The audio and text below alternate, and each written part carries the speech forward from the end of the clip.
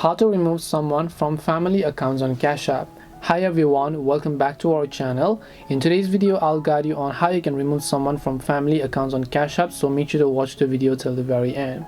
If you want to remove someone from family accounts on Cash App, all you have to do is simply first of all, go ahead and make sure to launch Cash App over here. Once you launch Cash App, you're going to be able to see this type of interface where what you need to do is, let's say you have added someone to a family member account on your Cash App account, and if you want to remove them, all you have to do is just tap the profile icon from the top right hand side of the screen.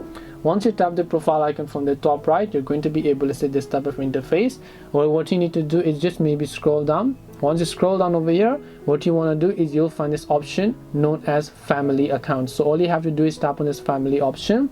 Now, depending upon which member you want to remove, you can just select that. If you have a family account on this page, once you've selected them, you'll be able to remove someone from your family accounts on Cash App.